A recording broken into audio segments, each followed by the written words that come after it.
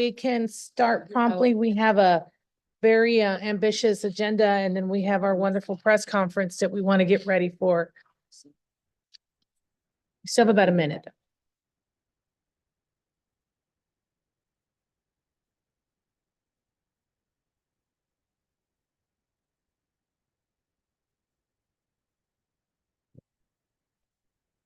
It's officially 9 a.m. I want to say good morning to everyone that's joined us so far. Hopefully, some of them, our members, will be trailing in. So when it's time to hit a quorum, we're able to do that successfully.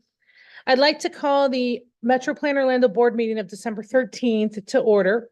At this time, I'm asking you to please silence your phones and all electronic devices. In addition, please remember that when we are speaking today, to speak directly into the microphone. This is important for the recording process and for all of our guests in the audience to be able to hear us. We have two opportunities in this meeting for public comment.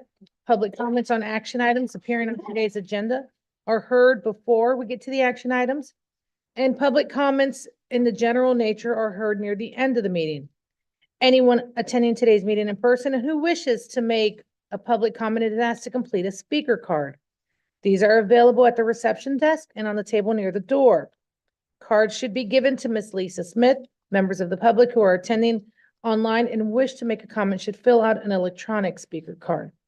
At this time, I'm going to ask Commissioner Maribel Gomez Cordero to lead us in the Pledge of Allegiance. I pledge allegiance to the flag of the United States of America and to the republic for which it stands, one nation, under God, indivisible, with liberty and justice for all.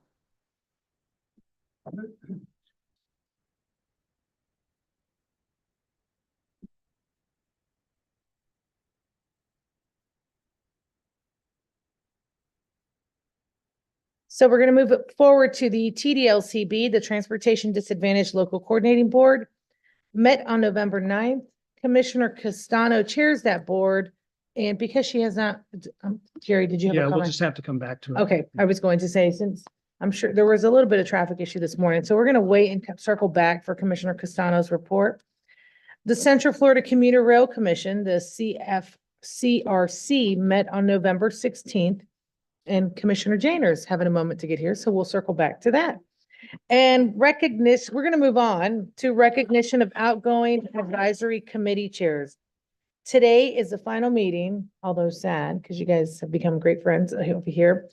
For three of our advisory committee chairs, I would like to recognize each of them this morning.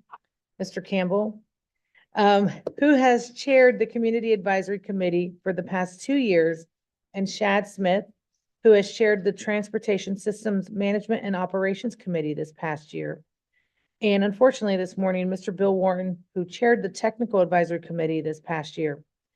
Jeffrey and Shad we have a token of appreciation at their seats this morning. Bill will be receiving his as well. We want to thank you for your service, for your commitment and your time to come here to the meetings and express and really tell us and keep us informed of what's happening, and also being the voice of MetroPlan as you guys are out representing us. Thank you for the work and your time. Thank you. And still seeing that two of our commissioners are not here, we're going to move forward to the MetroPlan Orlando Safety Moment. At this point, we'd like to hear from Mr. Mike Wilson for this month's Safety Moment on holiday driving. Thank you, Madam Chair. And our safety moment this month is focusing on the holidays, not surprisingly. We wanted to see what might be a little different about the holiday period when we look at the crash data. And the thing that jumped out was darkness. Yes, the days get shorter, and so more of us are out after dark, particularly in the evenings, doing what we need to do. And you can see here overall, serious and fatal crashes up by 17% for December and January compared to the rest of the year, and fatal crashes up 23%. What was surprising was that we didn't see increases, actually somewhat lower, for things like alcohol and drugs, speeding, and aggressive driving during this period. So maybe that means some of our outreach is working, or that there's good family and friend pressure to be more responsible during this period. But diving a little deeper into the nighttime crashes, when we break it down by mode, For motor vehicle occupants, 19% higher for fatal and serious, and then for 36% higher for fatal only. Not as much of an increase for pedestrians with nighttime. There seem to be a risk for that year round. But for bicyclists, we saw a really big increase there of 34% for fatal and serious and 85% higher for fatal crashes in the dark. So our takeaways for this month, if you're a motorist, please slow down at night because you're going to need more time to see and react in order to stop in time for a problem. Bicyclists, using headlights and taillights is essential and required by law. Reflectors are just not sufficient for nighttime operation. And if you're a pedestrian, give yourself more time to cross. You can be fooled by the speed of approaching vehicles at night. So give yourself a couple extra seconds more than you think you need. And that concludes my safety moment for this month. Thank you, Mike. That was very great information and a reminder of the time change and how important that is as we transition there. I want to remind everyone today, following immediately the MetroPlan meeting, we are scheduled to have a media event on Vision Zero. I hope that most of the board is able to stay for us for an additional 30 minutes. But for those that can't, in the nicest way possible that I can share this, we normally get to huddle and talk and catch up. Today, we're going to ask that you kindly, if you're not staying for the press conference, try to go to the hallway so we can get prepared and be ready for the press conference to start at 10:35. At this time, I want to recognize our Executive Director, Gary Hutman, and his announcements. Gary, you're recognized. Good morning, Chairwoman Uribe and board members. This morning, we're welcoming two new board members to the MetroPlan Orlando Board, Commissioner Delary and Commissioner Constantine of Seminole County. No, I don't think you need to do You look that. familiar. Did you come to a meeting earlier? So we're happy to have them back. We do have an alternate here this morning on the committee side. Josh DeVries from Osceola County is here representing the Technical Advisory Committee in place of Bill Wharton.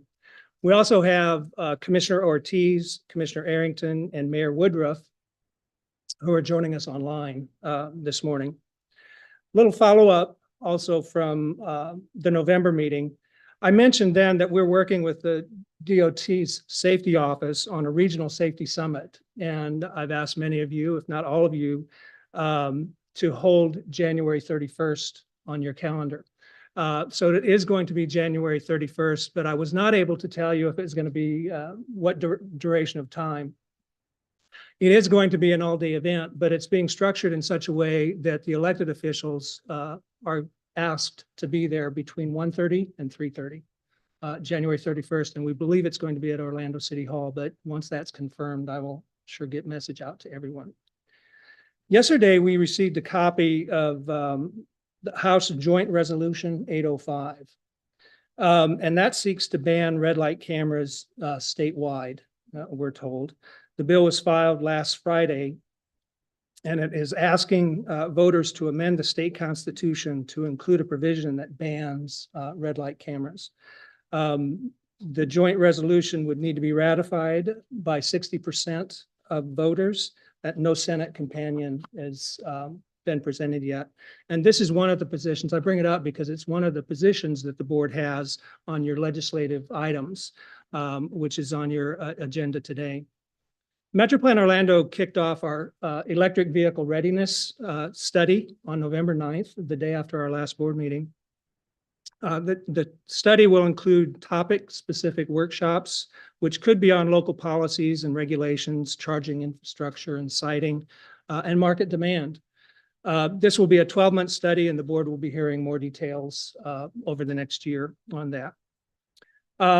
Want to acknowledge one of our staff members. So congratulations to Leilani on the birth of her son. That you see up there is Tavana Nathan Bayonga. And Tavana was born on November 11th on Veterans Day. Nice pictures. Your supplemental folders include a number of items this morning. I want to highlight those.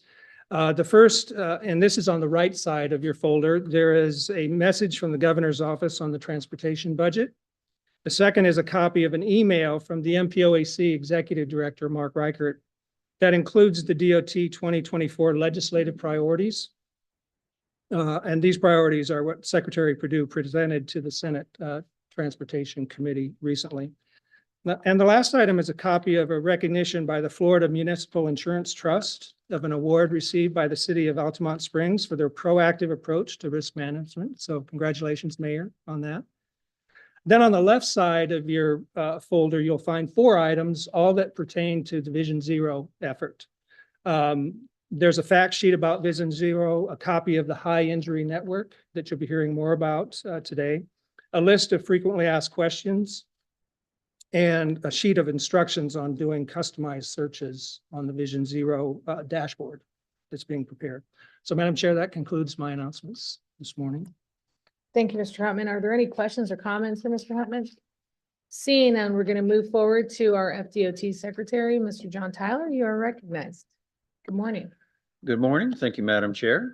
Good morning, board members. It's great to see everybody here as we close out the year. So glad to be here this morning.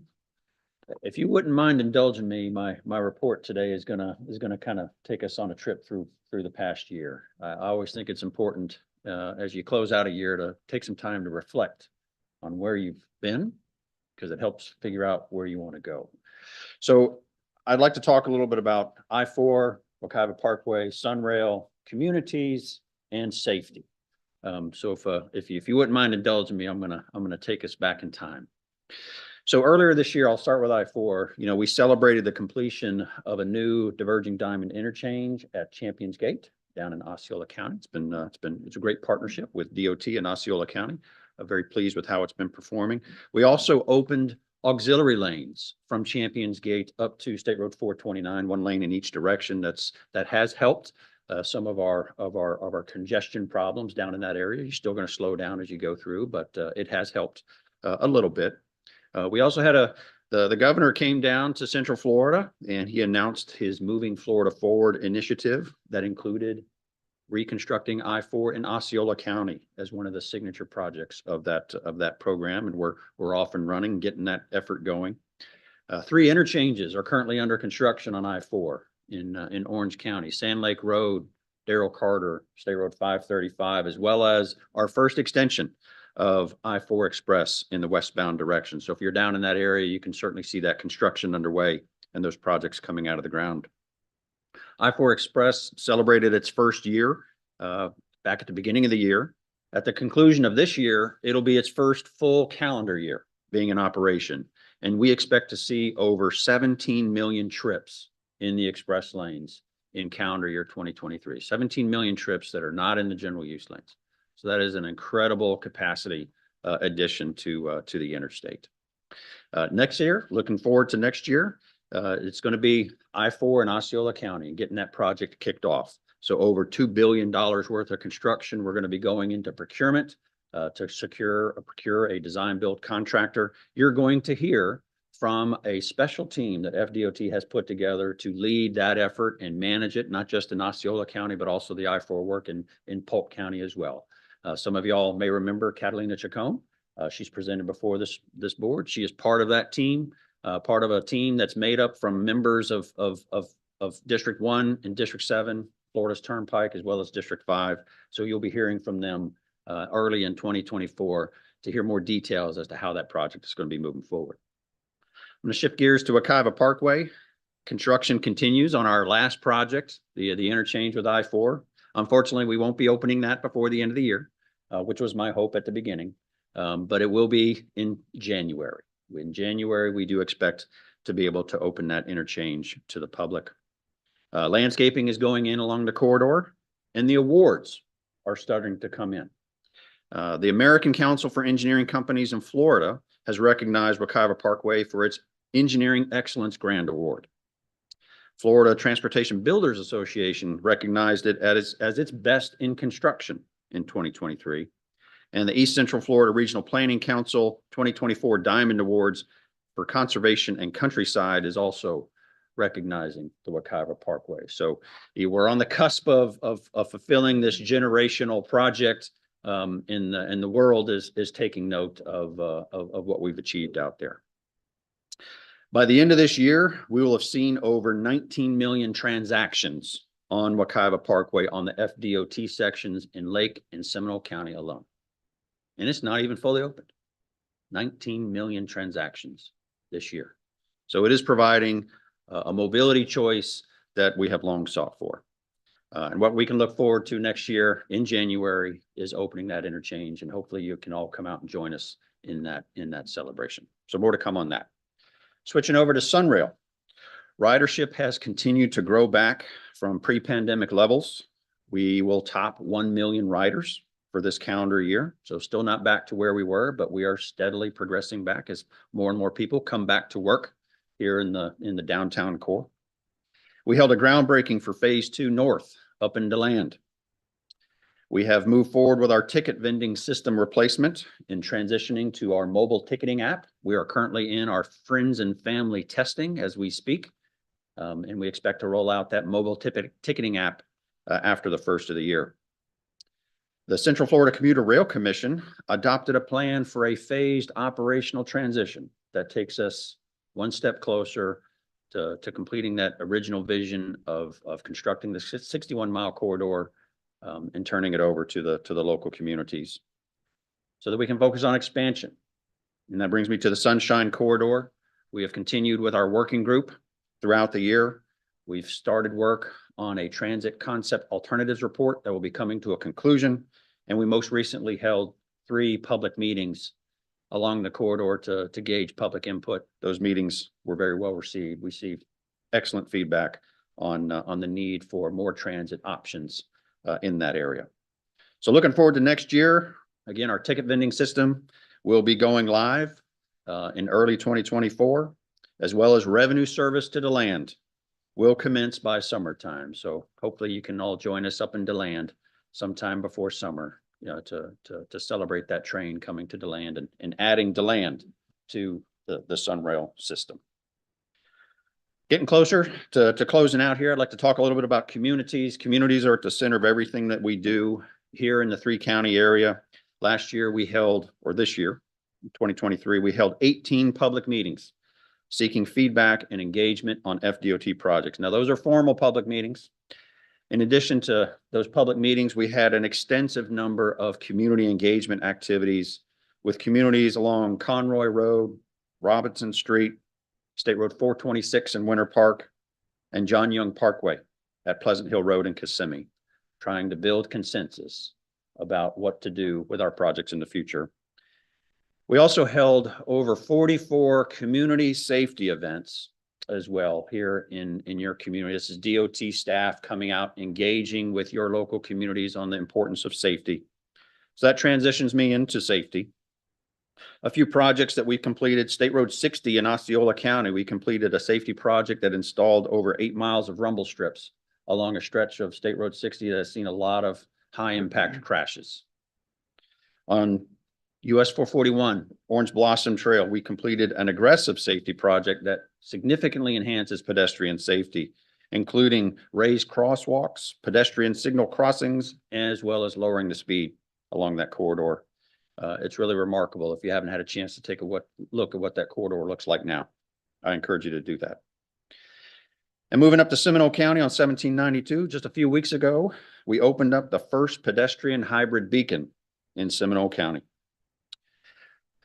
Mr. Wilson talked about the importance of, safety and darkness at this time of year. One of the things that we've been working on quietly over the last several years is actually lighting intersections, not the traffic lights, but street lights.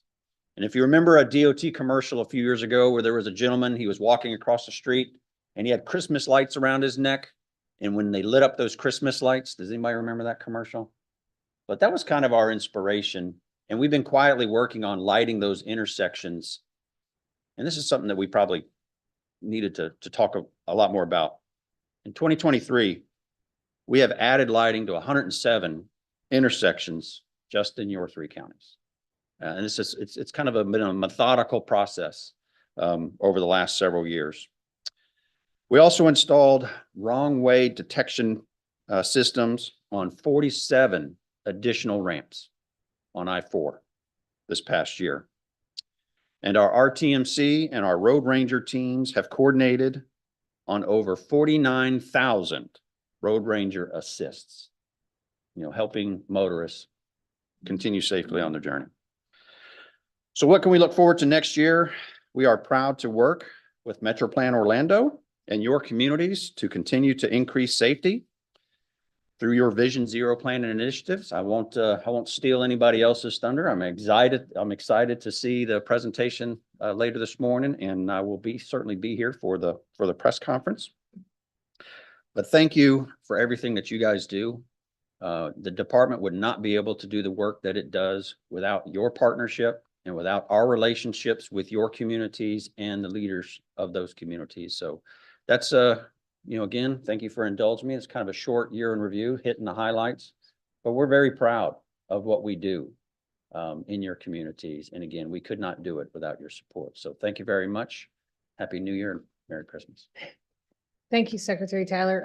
I don't know if anybody has a question or comment. I did have one little comment, and it's more of an idea. We've done phenomenal. Just to see that growth on pedestrian safety has been very admirable of the state to do. And I get the pleasure of riding Orange Blossom Trail daily this morning on the way here. And one of the things that I have noticed more and more, because it's pedestrians trying, to follow the rule, press the button. Drivers still, we're trying to get that buy-in. But what I've noticed, and just an idea for the future, there's a way when that crossing comes on to light it so people could see people going by, because I have had the displeasure of seeing a young man today roll off a hood on Americana crossing because the car just flew through, and luckily the way he hit him, he was able to roll off. But people wear dark clothes, and all the trees actually make it darker even with the street lights, and you can't always see the people. So just an idea on pedestrian crossing. If we ever get there, if there's a possibility, it'd be great. Any other question? Yeah, okay, Commissioner Moore. Just a quick question. Thank you for that report. You mentioned 107 intersections. I would love to see the list. I don't know, maybe Gary could email it out. Yes, Just yes. We really appreciate it. We've done some of that Get that out locally, and it absolutely is a game changer. So thank you for that. And Commissioner Wilson, and then Commissioner Bly. I wanted to thank you for the outreach, the coordinated outreach for the Sunshine Corridor community engagements. I think they were really important. I think there was a lot of educational moments that happened during that. So those materials were really excellent. The more we can share and push out to our own communities as that moves forward, the better. So thank you for that. Thank you. Commissioner Delari. Thank you, Madam Chair. First of all, Secretary, thank you, not just for what you do, but for your leadership, for your team. It definitely trickles down. You have a phenomenal staff. I can go through the list, but I may miss one, so I'm not going to. But it shows the leadership all through the ranks of DOT. So I want to thank you for that. With the intersection and the lighting, I'd love to get some more information on the aspect of it. Is there going to be a standard on, when it comes to lighting?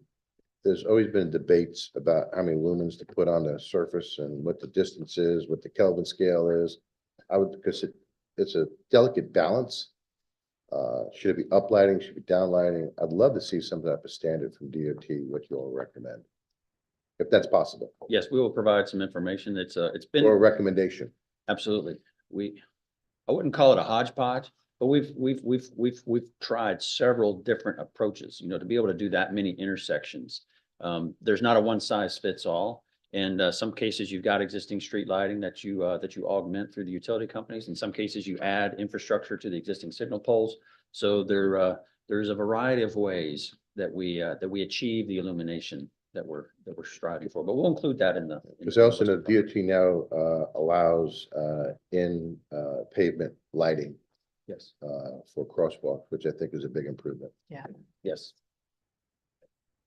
Fantastic. Any other comment? Commissioner Great.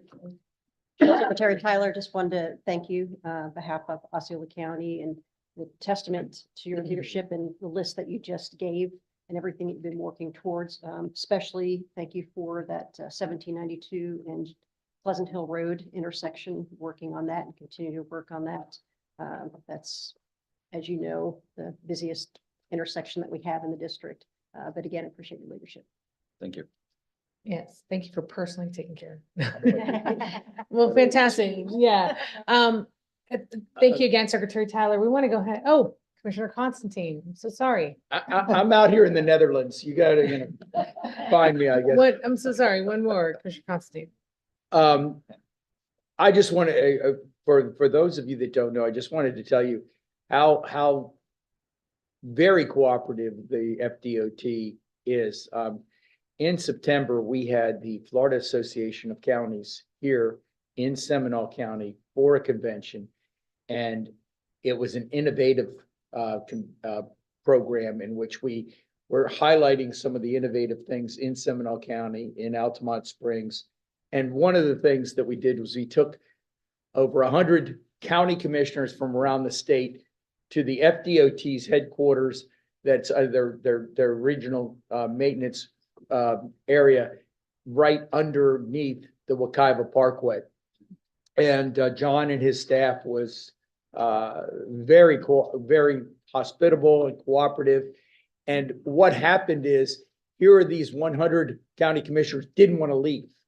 I mean, they were enjoying themselves so much. And if any of you have not seen that center, you should take a tour of it. I mean, you've got televisions that are larger than you could ever imagine, and you can see every single thing that's happening throughout the District 5. In addition, despite the fact that Wekiva Parkway is not completely open, and we had to go over certain sand entrances and dirt entrances, we took them all on bus tours of the Wekiva all the way down to Sorrento and Lake County and then back again.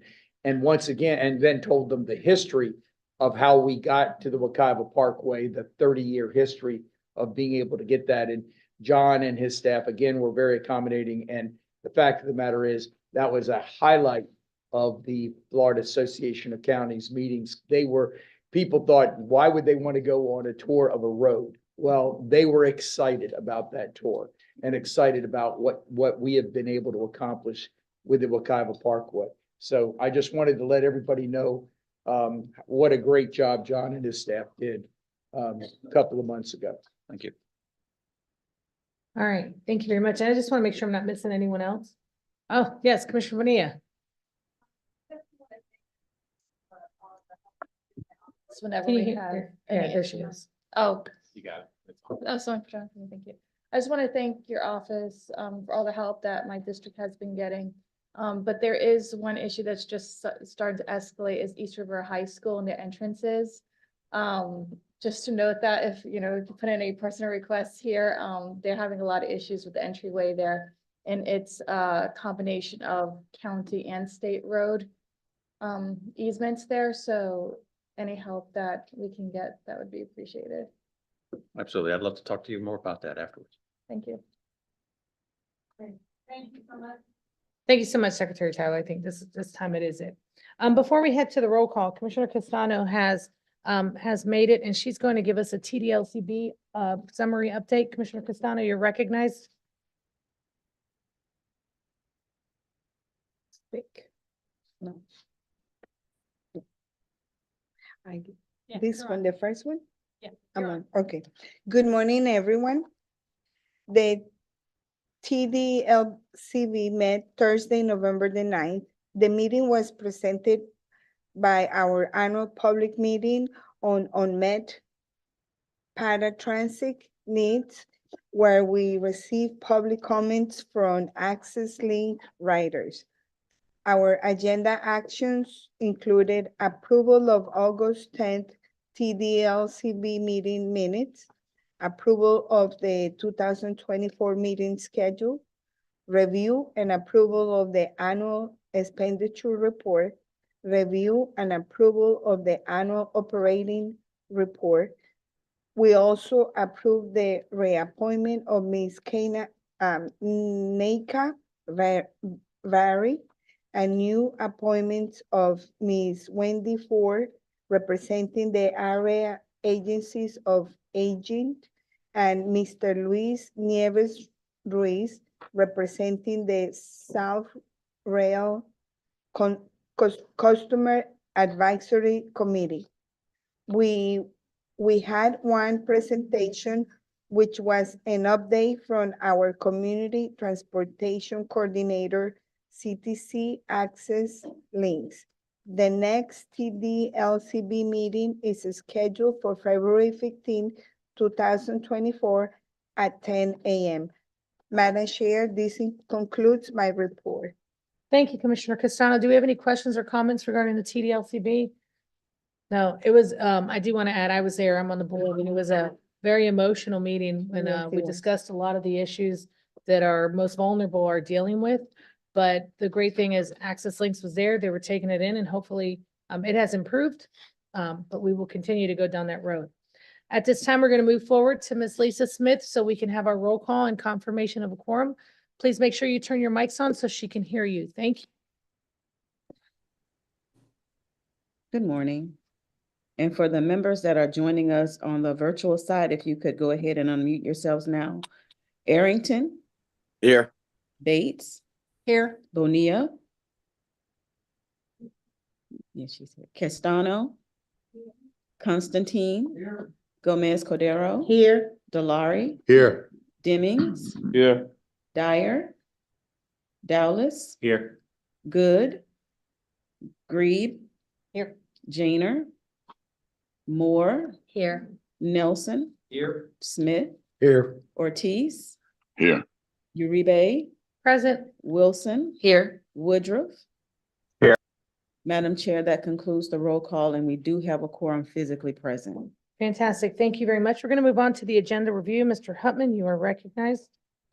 Yeah, Madam Chair, the only thing I want to draw the board's attention to is agenda item 10E, as we're about to enter the 2024 legislative session, and certainly will before your next board meeting. That is a list of the legislative positions that the board heard and reviewed at your November meeting. So I just want to make sure that you see those in there and communicate with us if you have any issues and concerns over the next couple of months. Great. Thank you, Mr. Hutman. We're going to move on to our committee reports. Our municipal advisory committee, Mayor John Dallas, you are recognized. Thank you, Madam Chair. The Municipal Advisory Committee met last week on December 7th. MAC approved our November meeting minutes. We then recommended approval of an amendment to the 2045 MTP, which includes revisions pertaining to the Transportation Improvement Program roll forward projects and local requests. We also approved the 2024 board and committee meeting calendar.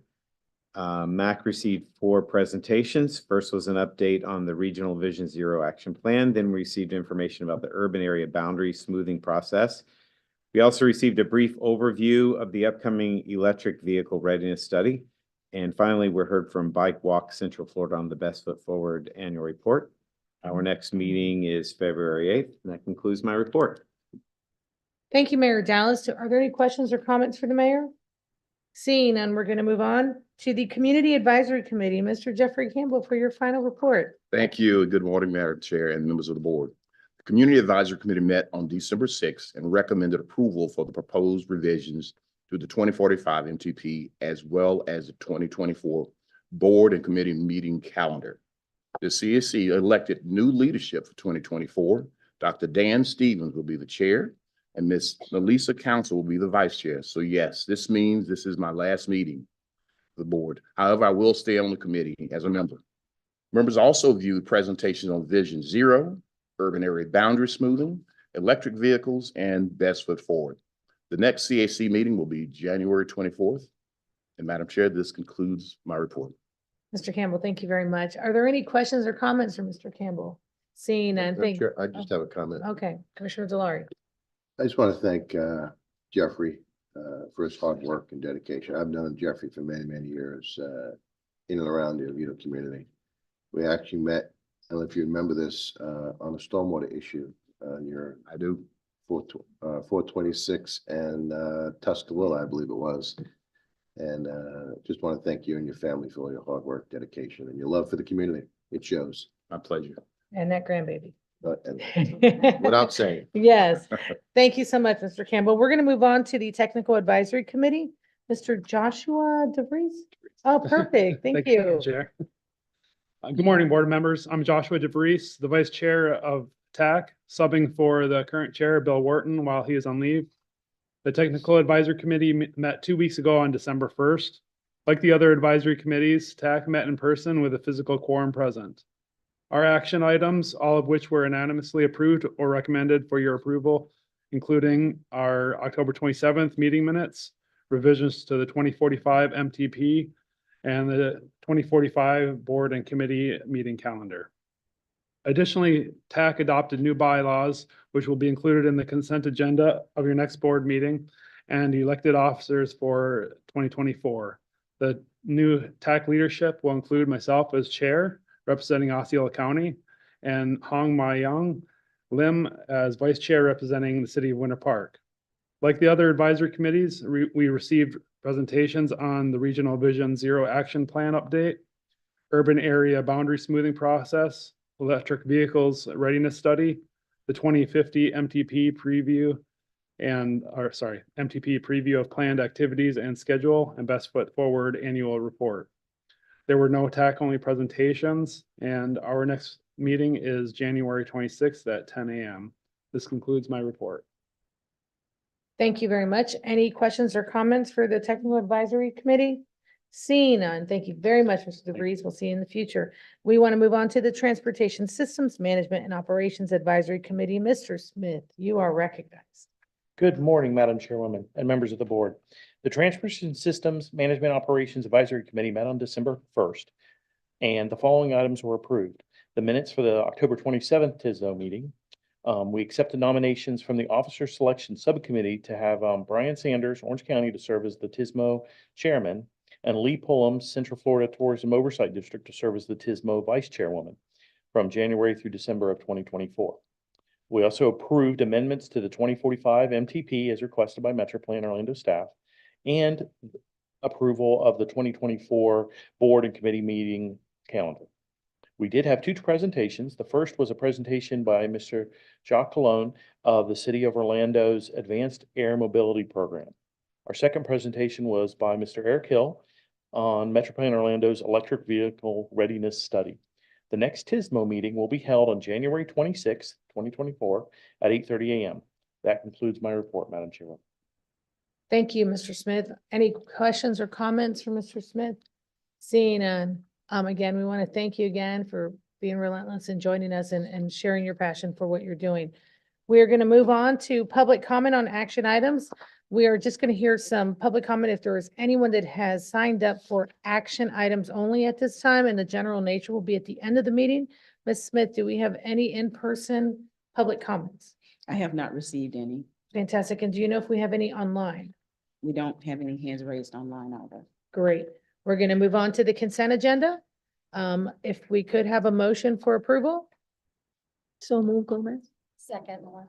We have a motion by Commissioner Gomez Cordero, a second by Commissioner Moore. All in favor, say aye. Aye. Any opposed? And online, we've got the votes. Everybody, this motion passes unanimously. We're going to move on to other action items, and this will be a roll call vote for the approval of the amendments of the 2045 Metropolitan Transportation Plan. We'll move forward thank you, Ms. Laurent, you are recognized. Thank you so much. So my name is Taylor Laurent, and I'll be presenting the 2045 revisions to the Metropolitan Transportation Plan. Now, before I get ahead of myself, there are 2 terms that you're going to hear a lot from me today. The first is modification, which represents a small or minor change to the plan, and amendment, which represents a larger or more significant change. Now, while these 2 terms have very different definitions, I'll be taking them through the exact same process today, presenting them to you, and ultimately asking for your approval of the revisions. So to get started, and there is more information about these items in your agendas under tab 2 if you'd like to follow along there. But starting with item 1, this is a modification that we refer to as our TIP refresh. This is an annual update that we make every year to maintain planning consistency between our transportation improvement program and the first 5 years of our long-range plan. So this is an administrative change for that planning consistency, and there are no impacts to existing project cost feasibility. Item 2 is an amendment to include the federal discretionary raise grant that was awarded to the city of St. Cloud for their 10th Street project. With the addition of this project, there are no impacts to existing project cost feasibility. Item 3 is the addition and notation of projects that have received state funding appropriations. The 7 projects within our region have been shown up on the slide here. With the notation of those state funds being added to those specific projects, there are no impacts to existing project cost feasibility. Item 4 is a modification to our bicycle and pedestrian program needs to specifically call out which projects are potentially eligible for Sun Trail program funding. So this was an administrative change to the project description to call out those projects specifically, and there are no changes to existing project cost feasibility. Item 5 is along the same vein. This is identifying 3 locally funded transportation projects that are potentially eligible for Sun Trail program funding as well. So with the notation to that project description, there are no impacts to existing project cost feasibility. Item 6 is also a modification, this time to make a minor revision to the State Road 417 widening project's limits, shortening the project ever so slightly, but unfortunately there were no changes to project costs. So that results in no impacts to existing project cost feasibility. Item 7 is a series of amendments and modifications to maintain planning consistency with local plans, as well as partner requests that have been received. And in general, this includes updates to the MTPIDs that are included throughout the plan specifically to our regional programs to make those a little bit easier to identify. Updates to a few project names and limits for consistency with how they're represented in the TIP and the FDOT 5-year work program. A few revisions to project limits to better represent the logical termini of the project for future implementation, and then removing any duplicate project needs where the needs are being addressed through other projects within the plan. So with those revisions, as I've described, there are no impacts to existing project cost feasibility. Then there were 2 committee requested revisions to correct some Scrivener errors within the document. The first to the Old Lake Wilson Road project, and the second to the State Road 434 Trail Tunnel project. So with all of these revisions that I've described today, and you heard in our committee reports, these were unanimously approved by all of our committees over the past few weeks. And unless you have any questions for me this morning, I am asking for your approval of the proposed revisions to the MTP as they've been presented today. Thank you. Thank you, Ms. Laurent. Are there any questions or comments on her presentation? This will be a roll call vote, so we want to make sure. Yes, Commissioner Wilson. So what's going on? Just wanted to make sure. Oh, I'm so sorry. I just wanted to make sure that when we talk about modification, there are obviously several of these identified along the West Orange Trail, Shingle Creek Trail. And I understand it says to clearly identify projects which are potentially eligible for funding through the Sun Trail program, and that this is just administrative change. So there are no design change, it's a Correct. Okay. This is specifically to meet the qualification criteria to apply for the Sun Trail program eligibility. The projects need to be identified in a prioritized project list, which is our MTP. But we're just making it extra clear by adding that description to the project description. Thank you. Fantastic. Seeing no other questions or comments, we're going to move to the roll call. Please make sure your button's on so Ms. Smith can hear your vote. Oh, I'm so sorry. We need a motion for approval. Mayor Dallas, good morning. And a second? So we have Second by Delari. second Commissioner Delari. Now we're going to move forward to a roll call. Thank you very much.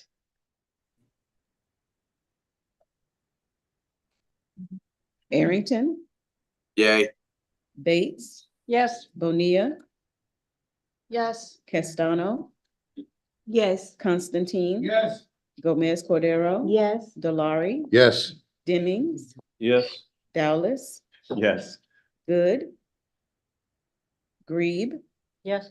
Janer, Moore, Yes. Nelson, Yes. Smith, Yes.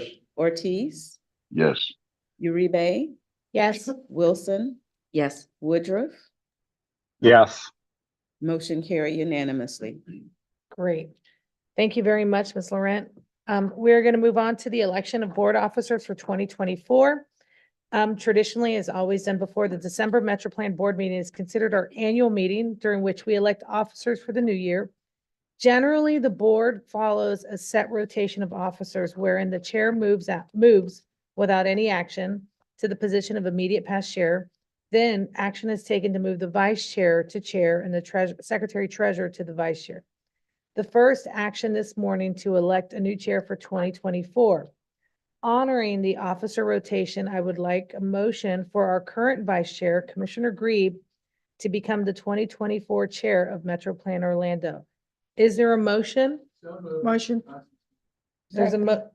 I'm so sorry. The motion by Commissioner Constantine, a second by Olga Castaño. Commissioner Castano.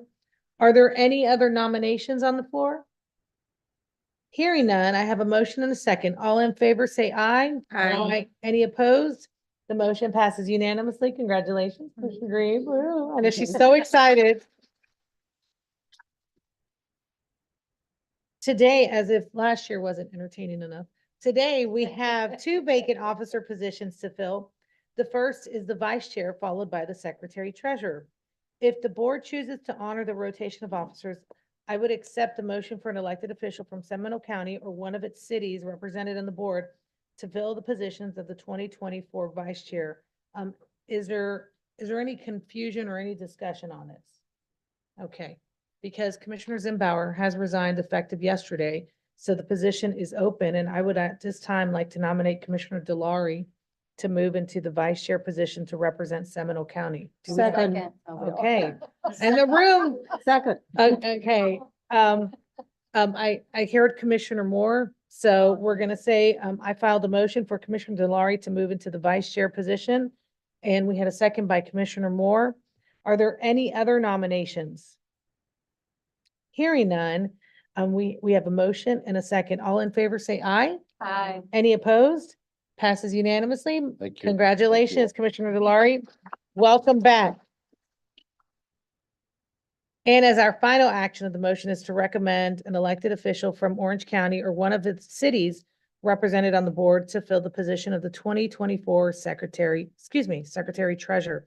At this time, it would be an honor to nominate Commissioner Christine Moore as our secretary treasurer for the 2024. Second.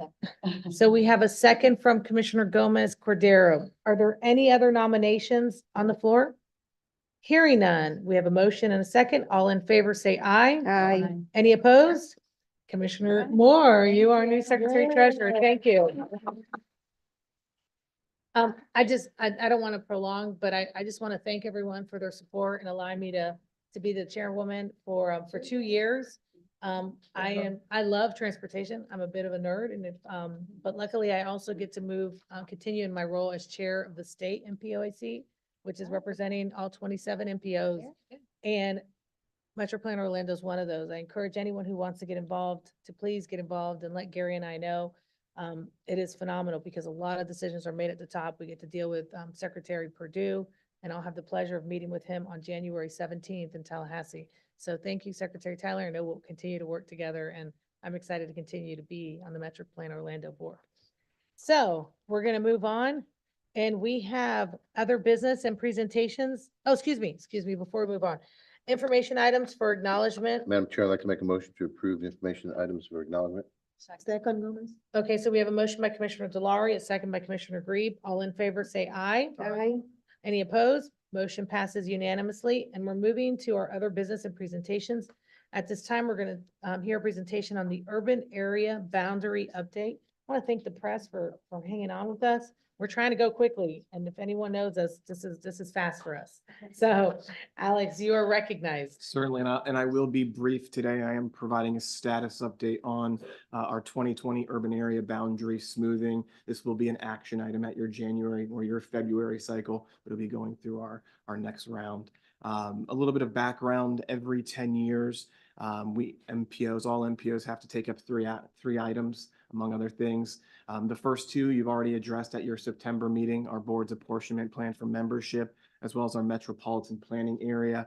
MetroPlan Orlando is the MPO for Orange, Osceola, and Seminole counties, but we're also a metropolitan planning area for census designated urbanized areas. And that's really going to be the focus of the discussion today, our adjustment or smoothing of the census urban area boundary. So the approach is pretty straightforward. We're going to be following this 5-step approach here. It starts off with the U.S. Census Bureau using the data and findings from the 2020 census to identify urban area populations using a national methodology focusing on housing density. So they use that methodology wholesale across the United States and identify urbanized areas. They then pass that to each Department of Transportation, who takes it, reviews it, and proposes, makes suggestions or edits to that. And then that comes to the MPOs. Us and all other 27 MPOs across the state are in the process of smoothing their urban area boundaries in collaboration with their local agency partners. So my team looked at what the census proposed, what's currently adopted in 2010, DOT's suggestions, and then we looked at your comprehensive plans and your other development plans and proposed adjustments. And then over the past month, we've been working directly with your transportation planning staff, but also your land development and growth management departments to ensure that what we are doing here aligns as consistent to the maximum extent feasible with your comprehensive plans, while also satisfying federal bare minimum requirements. So I think what's important to note here, especially for our local elected officials, is that third bullet: this census boundary does not usurp any of your land planning authorities. It is specific or exclusive to federal eligibility for transportation funds, and those that we deal with here at MetroPlan Orlando, our urban area transportation formula-based funds. So that's really the focus of this exercise, funding eligibility for transportation, but also FEMA eligibility for urban area projects. So things to keep in mind, but does not impact your service provisions or local comprehensive planning powers. As I mentioned before, we have been working closely with all of our jurisdictional partners, but we have received feedback and really productive and constructive discussions with each of our counties and in our larger cities across the area. Everything is consistent with your plans, as I mentioned, to the maximum extent feasible. There's a couple areas where the census did identify or delineate areas as urban that may be in a rural settlement or a rural charter. Those areas must stay per the federal code, but we've worked very closely with your growth management departments to make sure that we're smoothing very sensitively in those areas, not to expand the urbanized area unnecessarily. We're also working with the Lake Sumter MPOs in the cities in that area to smooth our shared urban boundary that's located in the Claremont area. And moving forward, packaging up, documenting all of that feedback that we receive from our local agency partners, and we'll be coordinating with DOT here in the next couple weeks. And as I mentioned at the beginning of my presentation, this will be an action item at your February board meeting. We'll be sending out that documentation in advance, so you'll be able to see the adjustments, feedback that your staffs have provided. But with that, I'll take any questions. Try to be as brief as possible today. Thank you. Thank you, Alex, for that update. Do we have any questions or comments for Alex at this time? Seeing none, we're gonna thank you very much for the presentation and the update. We're gonna move on to the Vision Zero update and video. Mr. Mike Wilson, you are recognized. Thank you, Madam Chair. Good morning again. I'm going to start out this meeting's update with our video to show you what we've put together that hopefully you will share with the community to get the idea across of why this is such an important endeavor.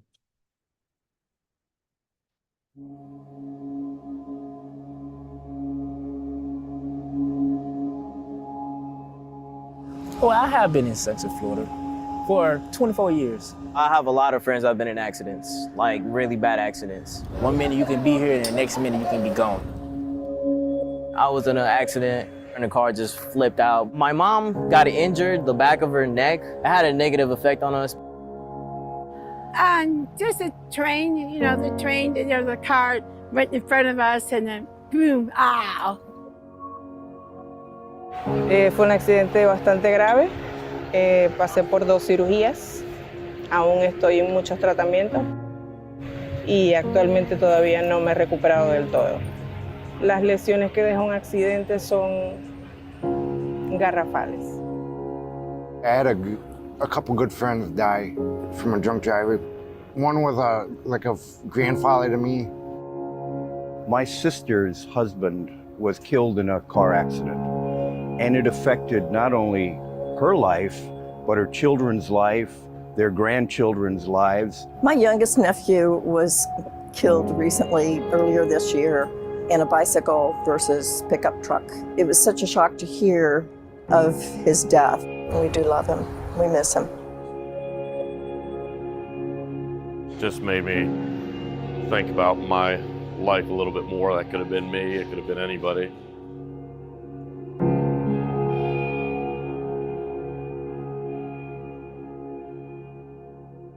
Okay, people here they're not everybody, but there are enough crazy drivers. They're in a hurry. They don't care. They'll run red lights. Well, you got to be cautious. You got to have your eyes all around you. Some of the streets don't have crosswalks or crossing guards, more or less. It's just kids' safety is really my concern in Central Florida. There's 3 different memorials that I see. It's a young man who was on a skateboard at 6 a.m. that ended up being killed by a car. And almost right across the street from where he died, a 77-year-old man was killed on a bicycle. And people should be concerned about that.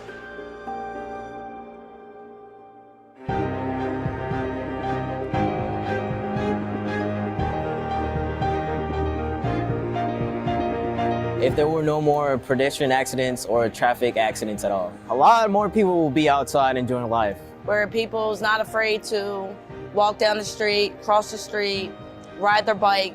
Be great. Be great. And people would just be happier, honestly, just going outside, having fun with their families.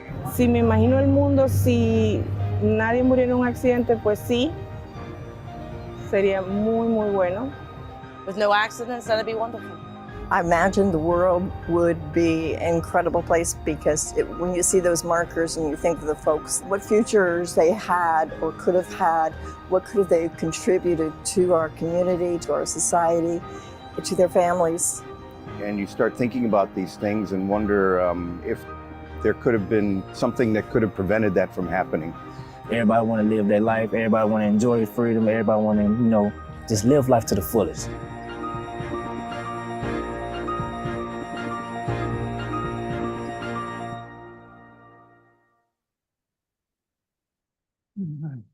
So, with all the numbers that I keep sharing here, it's good to remember that there are stories, human stories behind each one of those.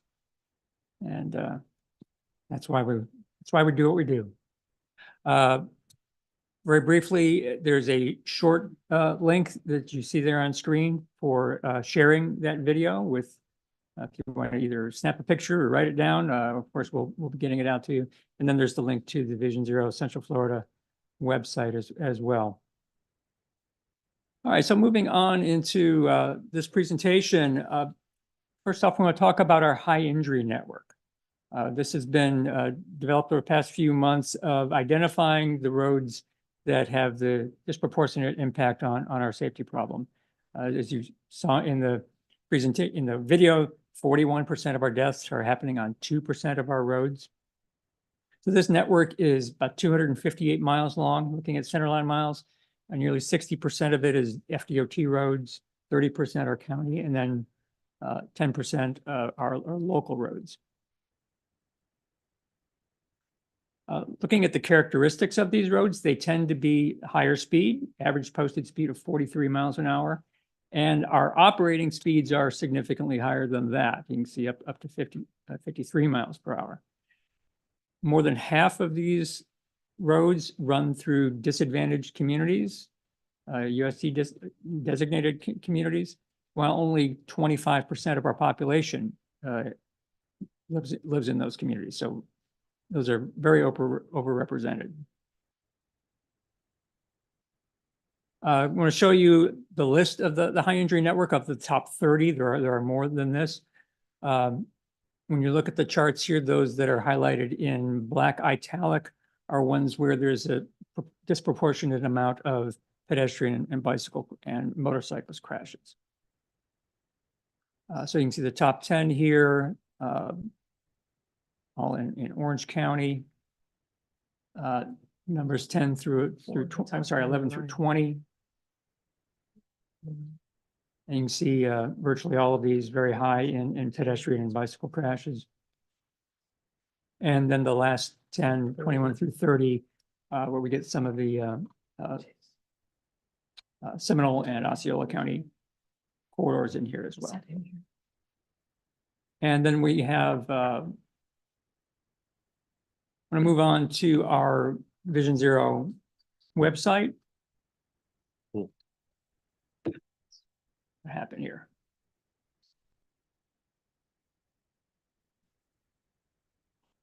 There we go.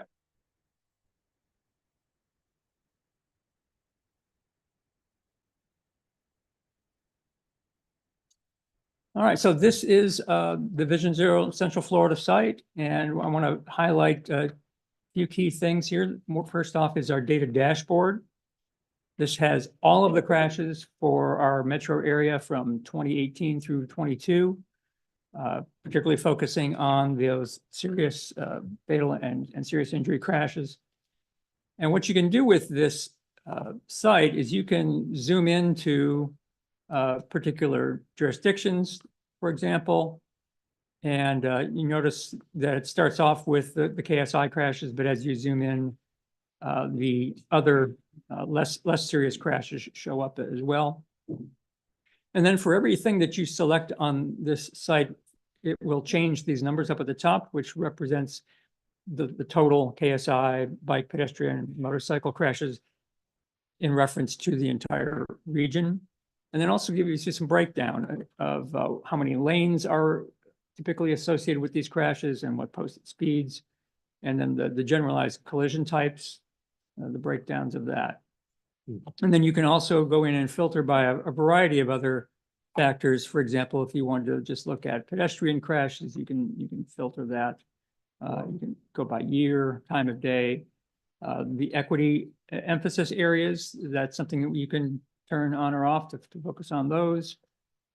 We do not include limited access facilities in our high injury network, but it is in the crash data. So that's something you can turn on and off. Its default, when you open it up, is not turned on, but if you want to look at limited access, you can do that as well.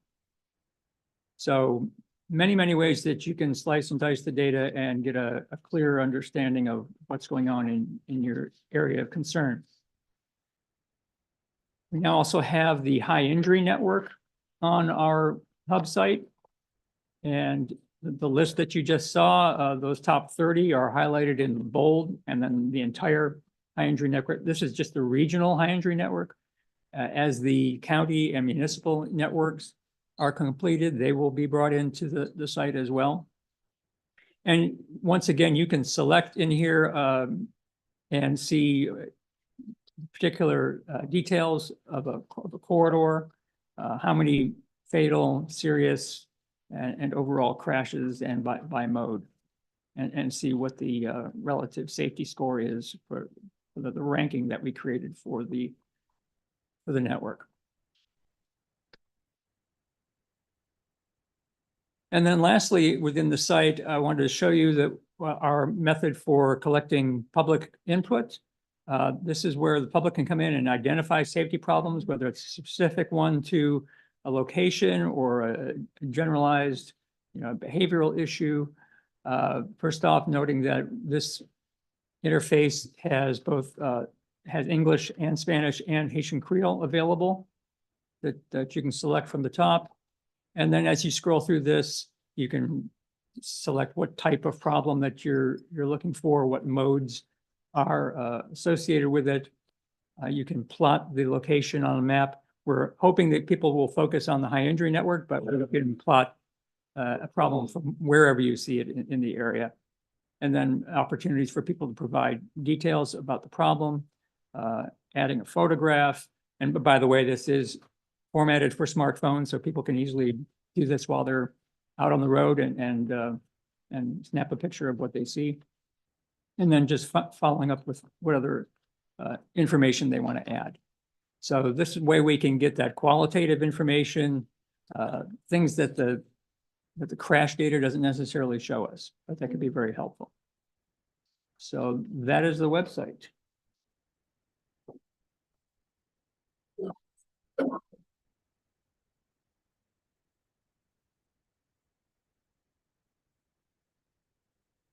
You're complete, Mike. Hmm? You're done? No, no, we're Okay, waiting, okay. waiting to get back over, sorry, to the, to finish up my presentation here. I think we got a little off track. Okay, I'll get forward through there. Oh. Well, it looks like I did finish on. All right, well, that does conclude my presentation then. Are you open to take a few questions? Yes, or comments? absolutely. I wanted, one thing I just wanted to point out, I was going through and finding all the streets in my district, and I'm sure a lot of us were looking at the same thing. Have you had any comparison? Because one of the things that stood out for me is how close schools are, like some high schools and middle schools to some of these problem areas. Have you guys ever taken any of that data as far as the age of the victims or the crashes and peak times of, that kind of? Yes, yes, so we're looking at, both the demographic side and the geographic side of proximity to not only schools, but parks, types of businesses, et cetera. We have very rich analysis on that. And another portion of the website will be coming in a few weeks of what we call story maps that tell literally those stories using the map data. So people can get a clearer understanding of the whole picture. Great, thank you for that information. It was very, very real, very connected. Commissioner Wilson. Yes, thank you so much. It's obviously it's such a passion project, I think, for so many of us that have residents in these critical areas.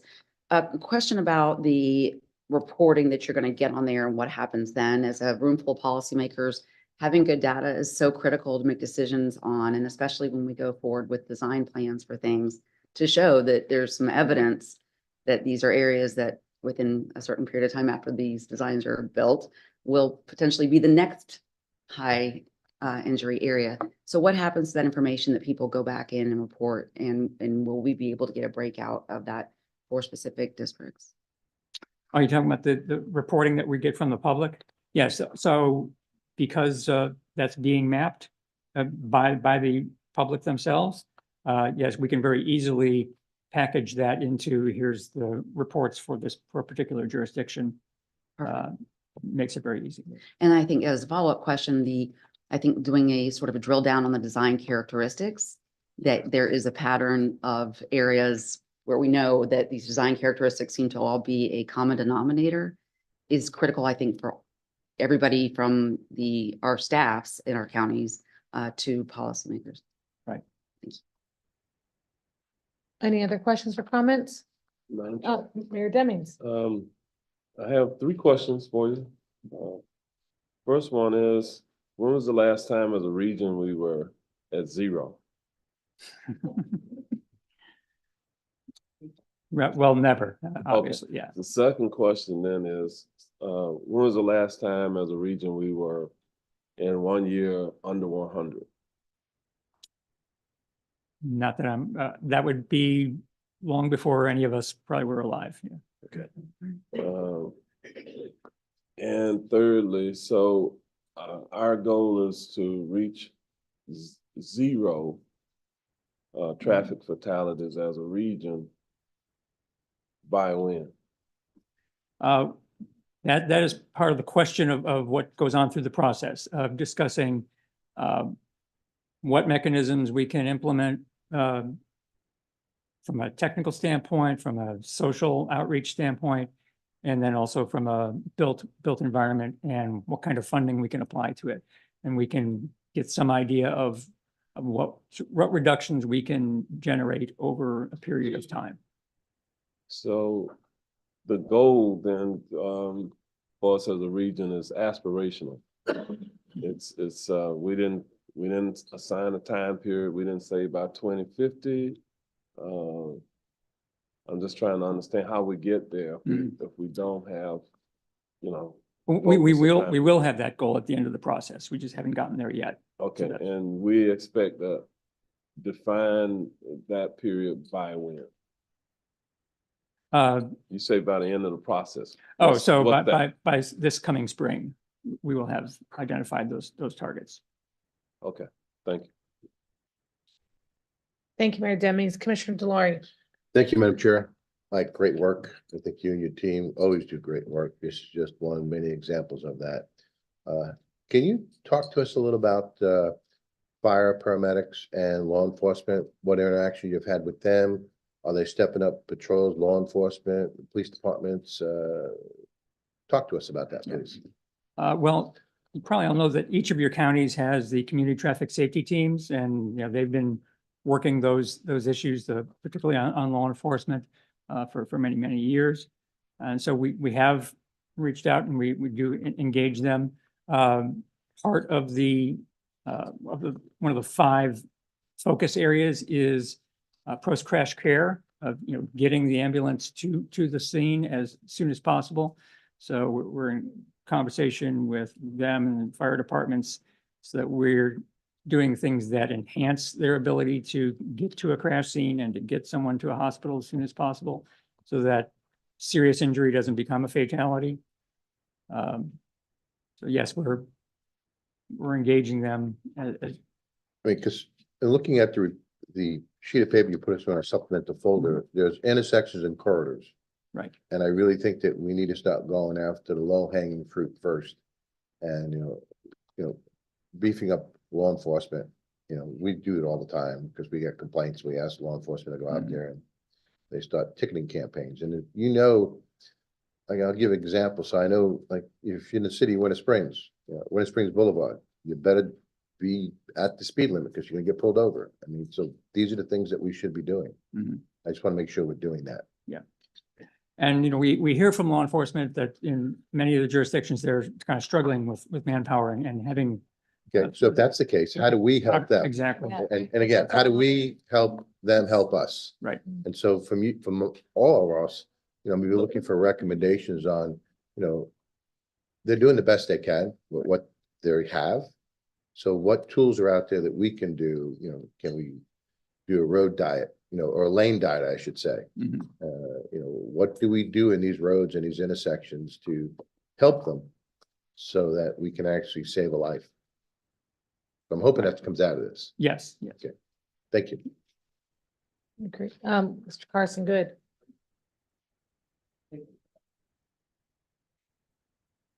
Push mine for years. And the directive the voters are always telling us is they want traffic to move faster and smoother and quicker. And then they want safety, and the two run against each other. We build these big state roads connecting Kissimmee to Orlando.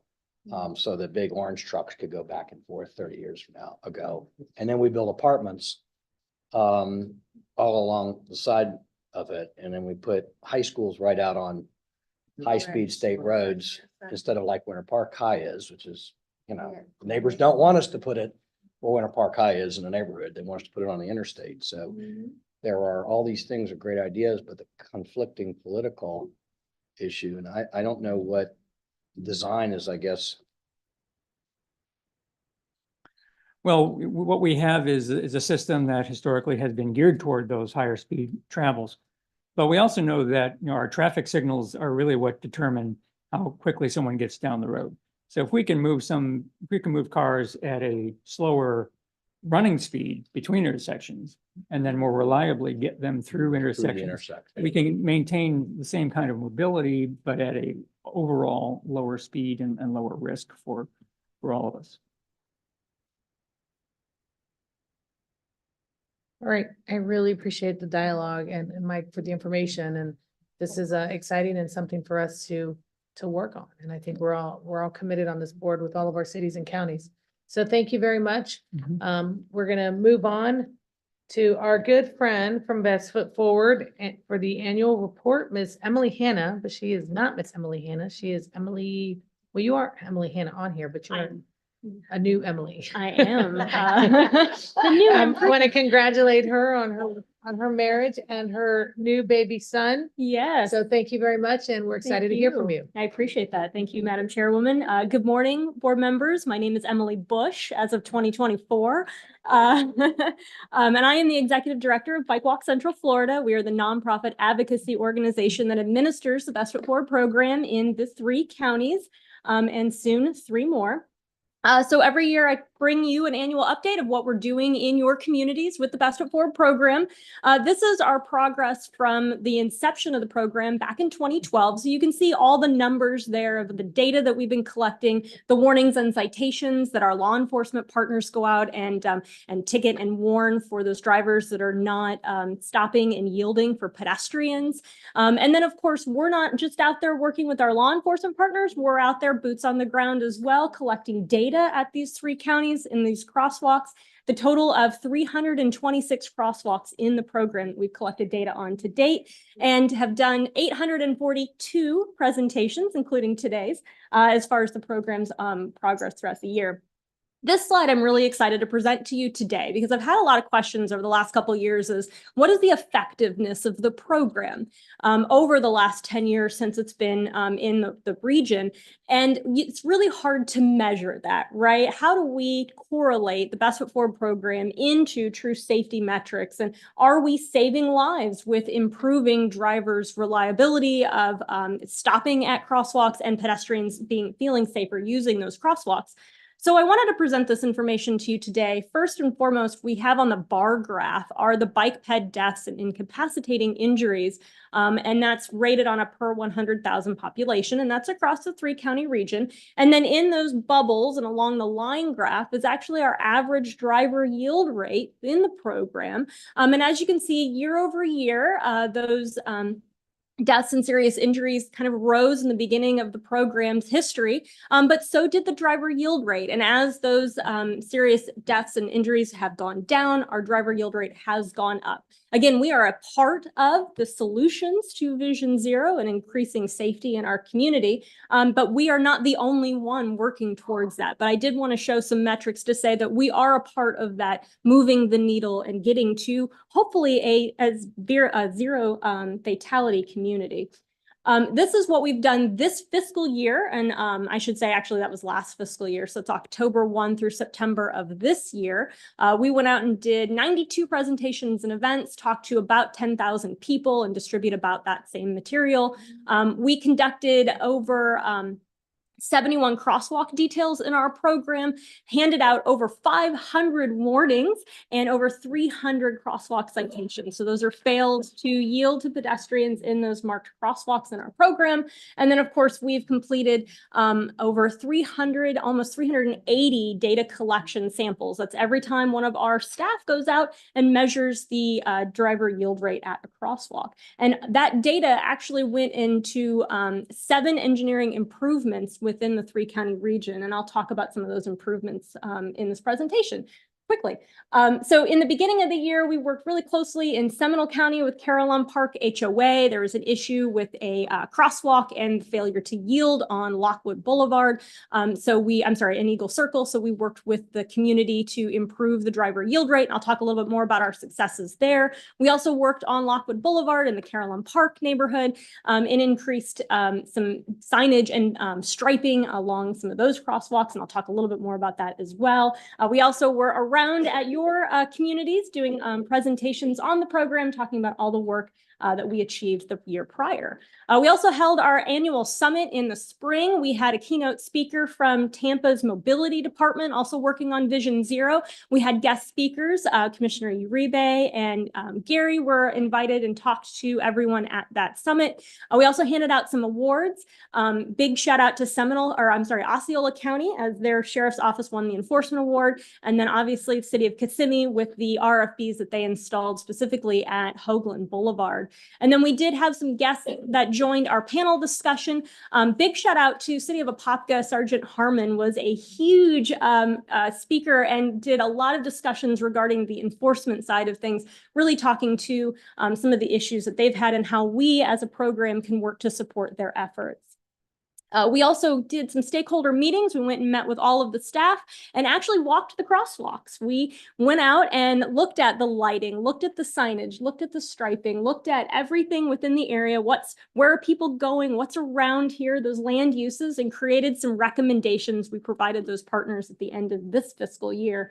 And then we concluded with doing some workshops, talking about the data that we collected, what we want to do in 2024, where some work is being included, and then how we can take some of those recommendations, put those into those capital maintenance and operations plans within your CIPs, and how we can improve those crosswalks physically in 2024. Just to highlight some of our operations over this past year, we extended our operations from 2 days to 2 weeks this year with great success. We had a lot more details, the number of crosswalks monitored. A lot of our enforcement partners really appreciated that flexibility because now they could come and do it on a Tuesday or Friday, and it wasn't just 2 days kind of crammed in.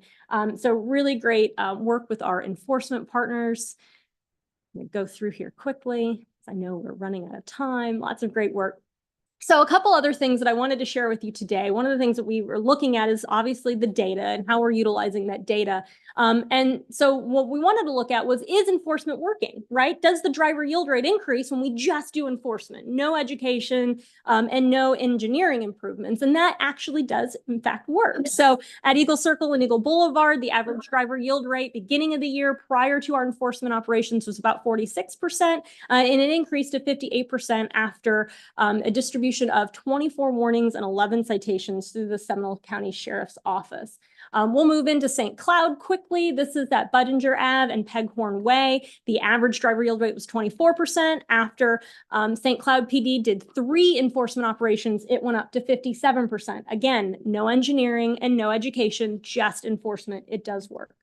And our enforcement is not just handing out tickets and warnings, it's also educational based, and it's also getting the media involved as well. So we like to think that more eyeballs see our educational message when we do those enforcement operations as well. Over in Apopka PD was always a great partner of ours. They conducted 2 enforcement operations at Park Avenue and Tangle Wild Street. This is a school crossing. This is a trail crossing. There are lots of activity happening here.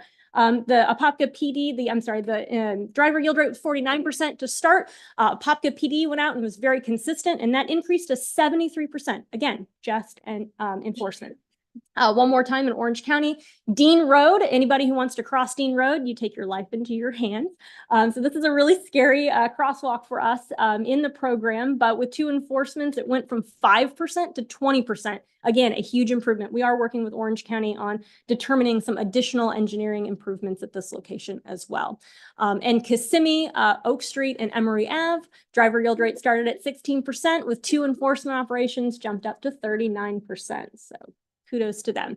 We also do a lot of education in the community. You've probably seen our giant yellow tent out at one of your events, and hopefully you've spoke to our wonderful community outreach staff that have done 92 presentations, and like I said, talked to about 10,000 people. So really excited. We are looking forward to distributing some Vision Zero materials this year as those get developed, the work you all are doing, and Target Zero as well. So we are hoping to increase some of the messaging that we have when we're talking to people at these educational events that include some of the distracted, speeding, and aggressive driving behaviors as well, not just failure to yield. More wonderful photos of us in the community, also on social media. All right, let's talk about engineering. So those recommendations that we provide our partners do in fact have some improvements in the driver yield rate. This is the city of Kissimmee at Mill Run Boulevard and Mill Slow. This is a park crossing. There's a park across the street and also a school crossing as well. They added rectangular rapid flashing beacons. So that driver yield rate went from 26% to 69%, and that was almost overnight. So kudos to the city of Kissimmee. City of Castleberry, kudos to them. They installed some gateway treatments. That little sign in the middle of the road really slows drivers down. And this is somewhat of an industrial area. So I know some people are concerned about the middle sign getting whacked a lot by trucks, and it has been struck a few times, but the city has replaced that. And that driver yield rate has improved to 75% just by that striping and signage. That project cost the city $2,400. And that's the improvement that we get. So we can improve our roads without rebuilding them curb to curb. At Thacker and Kissimmee Trail, that crosswalk started out at 38% last year, increased to 68%. Again, some rectangular rapid flashing beacons were added, some shark teeth that where your vehicle should come to a stop at a crosswalk, and then some stop here for PED signage. So great improvement there. The town of Oakland, we like to, this was a crosswalk that was actually pretty well performing at the West Orange Trail at Oakland Ave, but they installed a roundabout, and that actually improved the driver yield rate at 80% without any other treatment, just the roundabout itself slowing vehicles down so they can see people crossing at that location. So huge improvement. Over in Osceola County, shout out to Josh and his team at Bonaventura Boulevard and Oakwood Drive. This crosswalk received some improvements, including a rapid flashing beacon, including some just cleaning up some of the vegetation so that pedestrians are visible. And that increase went from 29% to 67%, again, almost overnight. And in Seminole County at Lockwood Boulevard and Carillon Park Drive, kudos to our Seminole County Traffic Engineering Department. They weren't sure what to do here. We provided some recommendations, including the stop here for PED sign, the stop bar, and then some additional high visibility crosswalk markings, which were all installed and increased the driver yield rate from 29% to 35%. And this was without any enforcement and without any education, just engineering, signage, and striping. We also worked this year at the city of Apopka in creating their active transportation network study. We worked with the city to identify where people want to walk, bike, and roll as the city develops, specifically in their northwestern section, and how to increase and increase people using those networks, but also how to connect some of the great regional assets that the city has, and also to their downtown. So that plan was adopted in September, and we're looking forward to working with the city on implementing that work and building some trails and connecting some sidewalks and bike lanes. It's going to be great. Go roll, bike, walk, and roll in the city of Apopka in about 5 years, and it'll be wonderful. We also work in West Orange County with the Healthy West Orange Trails Connection. We started our Trailblazers Challenge, which encouraged people to come out to different events across West Orange County and get a stamp, and then they can turn that in at the Take Over the Trails Day event in February for some prizes. So it really encourages people to get out into the trail at our parks and get physically and mentally engaged with their community. We also are working on how to leverage some $5 million that was set aside by the foundation to improve the built environment. So we're working on prioritizing that and creating a grant program that our municipalities within West Orange County can apply for. And Bike Walk will be administering that grant program. Hopefully this year you got to participate in Bike 5 Cities. That took place October 14th. That was the first Bike 5 I was not at, so I hope it went well. But we had, it did? Good, thank you. But we had over 350 riders registered. The furthest person traveled from San Francisco to participate in the event. So it is getting some momentum. We did have a lot of people from Tampa that said, why can't you do this in Tampa? So we really like that we're creating a signature event that gets people on bikes to explore their communities and where they can bike safely. And that concludes my presentation today. Hopefully I didn't go too long. I'm happy to answer any questions you may have. Thank you. Emily, thank you so much, and always for bringing your passion to what you do. So, Commissioner Wilson. Thank you so much. Congratulations. I know it's been a big year for you. So I had a couple questions, and based on the information that we got in our binder, there were some of the Operation Best Foot Forward enforcement events in my district that I didn't know about. And I mean, every time I see you, I beg you, right? Like my conversations with my residents, probably the top issue we have is that safety, and in particular where this community was. A young man died. I spoke with the neighbors and family. Why wouldn't I have known about this in my district, knowing that Orange County is a partner of yours, and we fund this type of operation? You do. So we do send emails out to all the elected officials once we know where we're going to do that enforcement for that day. So I will check and make sure that we are including your office. It should be district1@ocfl.net. And so we should be including that. Like I said, we send emails to all of them. Even on top of that, if you just tag me in a social media post, put it in there's more than one way. And I let's say that there was an effort by email to a District 1 and I missed that. Even getting the information, the data sent to me would be really valuable. And as part of our contract with your organization to get that information so we know where to invest our dollars. We have public works dollars that we can go back and put into design standards and design items that we don't know these things if we don't get that from our partnerships. Absolutely. So it's really, really important. I think the other part is when looking at the contract that we have with your organization, it's obvious to me that there's a lot of emphasis in our municipalities, and understandably, some of our downtown areas do have more design elements that are geared for walkable, bikeable communities. But we all have schools and pedestrian crosswalks in areas, residential areas that really need extra eyes. And our municipalities do have, sometimes the advantage of having an additional layer of government. So to me, from my perspective, it feels a little bit like you're satisfying, or the organization is satisfying an obligation for some kind of an event or some kind of a crosswalk look for a city, and you can also mark off county. And then our unincorporated areas don't get that at all. There was absolutely zero in the Horizon West area, and that is our most rapidly growing area where I see so many really devastating accidents. So I just hope that we can try to be equitable moving forward and use the data that you're getting. I think the enforcement data was interesting, but that just tells us what's happening when we have enforcement, which, once again, in unincorporated areas, the sheriff's department is spread really thin. We cannot rely on that. Yes. And we need policymakers to be there. Absolutely. All right. Thank you. Absolutely. And to address that, we do send all of that information to the county. So your traffic engineering staff have all of that information. If you would like for us to send that to you, I have I'm asked. happy to. I have asked. Absolutely. And if I can just, I don't want to belabor this, but you guys send like a newsletter and it's so much. I think sometimes you have to be intentional to invite us so that we can see that, because you guys have very aggressive and wonderful newsletters, but to weed through all that to find, this event is difficult. So maybe you guys, your team could be a little bit more purposeful to include us. Absolutely. So that we know. Any other questions?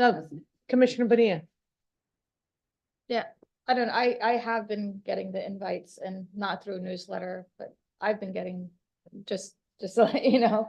And also it's been very helpful, inviting them whenever I do have a road project that's going on, to get that perspective, and getting staff to work with your organization has been very helpful.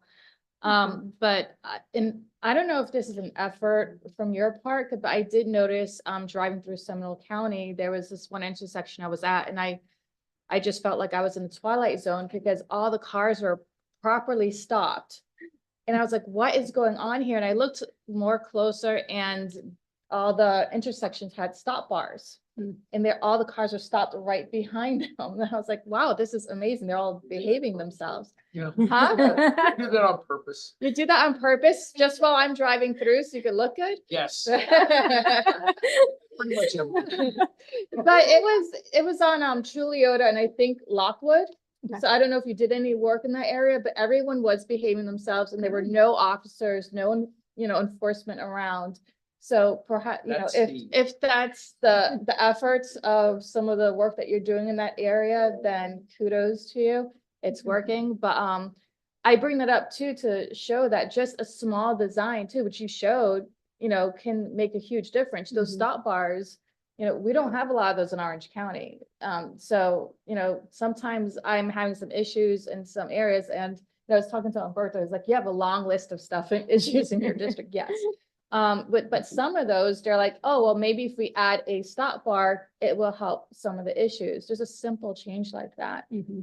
So something designed probably should be, what's the wrong word for it? Something that we do in everything, rather than when there's an issue. Absolutely. So, I'm really looking forward to Vision Zero, some of the stuff that comes out of that, because I think, we're learning a lot over the years. I mean, we've had cars for how long? I know the Mayor Dillings asked when we have zero, and I said, jokingly, horse and buggy, that's why we had zero. But, we haven't had a lot of this data and these ideas, and we're testing different things. And I think, as we get more educated and learn more from our mistakes, perhaps we could get there, or at least close to it. Absolutely. So, your work is important. Thank you. Yeah, definitely.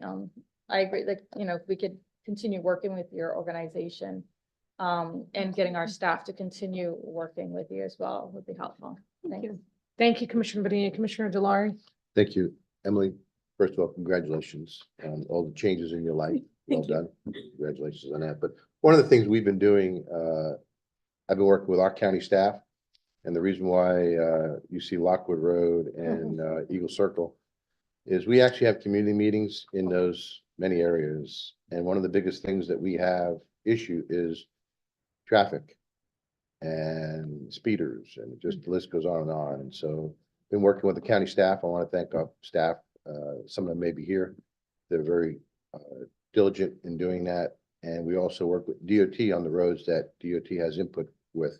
And then at the appropriate time, we bring in Emily and her team, and we get to know them quite well. And I can tell you, you know, like Lockwood and Deer Run and Eagle Circle, every quarter we have a meeting about those two neighborhoods, and there's another one coming up. And I want to thank your hard work and your team, because we don't always see Emily, we see members of her team, as well as our county staff and DOT when it's appropriate. So I want to thank you all for doing that. And just heads up, we have a couple more neighborhoods that we'll be working on. Noted. Great. Thank you so much, Emily. We really appreciate you. Of course. And we are going to move quickly through our last public comment item in the general nature. Do we have any public comment, Ms. Smith? Commissioner Rubin? Yes. If I could. Oh, I'm sorry, Commissioner. That's all right. Sanders. I just wanted to add to what Commissioner Delory said. And if anybody saw the little sign with the penny, it's from our penny sales tax that we're able to do that. Just let you We all got know. you. We got you. Ching ching. Miss Smith?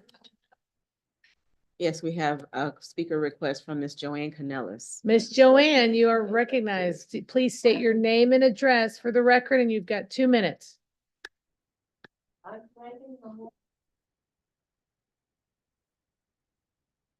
Florida, 32746. Yes, we need mass transits. Just like I said before, when I was in Virgin, remember that? And we still do need it. And we needed the bus over at the South Country Club Road. And we need another bus stop over at the Oviedo Boulevard where we go swimming at and all this good stuff. And the one over down near very north of Lake Mary, at Lake Mary Prep School too. You know, those are in maps here, please. Thank you very much. Thank you, Miss Joanne, and thank you for being a part of the video, okay? You have a happy holiday. Thank you too. Bye. Of course. Do we have any board member comments? Seeing none, this is my last meeting as chairwoman. I just want, Merry Christmas. Commissioner Castano. I just want to say Merry Christmas to everyone and Happy New Year. Fantastic. And Mr. Carson. Many of you have noticed over the course of this year, if anybody tries to park at the airport, parking has gotten really amazingly difficult. Mayor Demings will attest to this. It's unexpected. When I got on the board and when Mayor Demings got on the board in early 2019, parking was flat. We were getting criticized for building such a big parking garage at Terminal C, because Uber and Lyft were taking over the world. Now, coming out of COVID, our traffic at the airport, our north terminal was built, we're way over capacity. We have been shocked at how much growth we've had in this year, including in this summer, when some of the theme parks were down, we were up. That's part of it. Part of it is Uber and Lyft are now triple the cost and double the cost that they were a few years ago. But a big issue is we've gone from 20% of our overall traffic being local, and only locals use parking. When I go pick up my daughter from college, she's not parking. When tourists are coming in, they're not parking in our parking garage. They may rent a rental car. Only locals flying out. We used to be 20% locals flying out, 80% visitors coming in. That moved to about 25% pre-COVID. It's jumped to 36% over the summer. Part of that, when we're not sure exactly, we all as a community need to figure out why. Is our community much more prosperous than it used to be? Is there a lot of pent-up demand to go to Europe that and that'll die off? Or do we have a lot more people with remote travel jobs that might have moved down from up north? But regardless, we're dealing with parking. We're building a parking garage. We're building 1,000 surface spaces. Right now, very quickly, we are working on a quick design build parking garage. It'll take a couple years to get up, but faster than I had thought.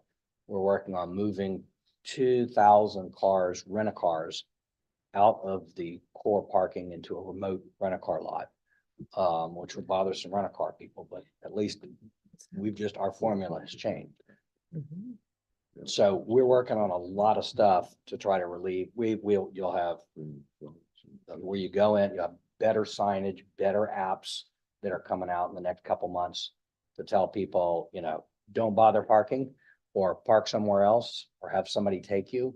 Or there's parking in this garage and we've not had to deal with that before, but our team's working really fast to do that. We're hopefully by the spring, we'll have reserved spaces like you have at your movie theater, where you can ahead of time reserve and buy your spot. So all that we're working on rapidly. And I know you hear this from your constituents a lot. I know you probably see it yourselves a lot. I mean, it's been an amazing and unexpected jump. But the big picture for MetroPlan is that has got to also equate to much more vehicle traffic coming in out of the airport. So things we can do to improve, whether it be transit, whether it be looking at the region. And we're building 24 additional gates that we're designing right now. We're looking at a refresh with a lot more gates on the north terminal. We're looking at now starting to design Terminal D. We have 12,000 acres to develop, and it's going to continue to be the heartbeat of Florida. We've surpassed Miami. Particularly, we've surpassed Atlanta in destination, people getting out and going off in the community. Atlanta is way bigger than this.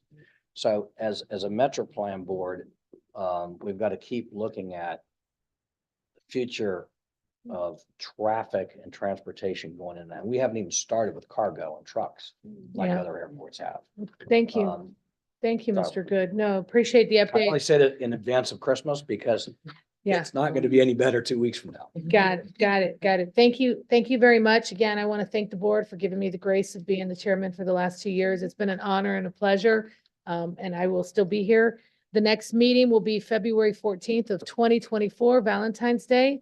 We'll see you all. May you have a wonderful holiday. Again, we're having the press conference immediately after. If you're not staying, we're asking if you could please move the conversations to the hallway so we can prepare the room to transition. We are adjourned.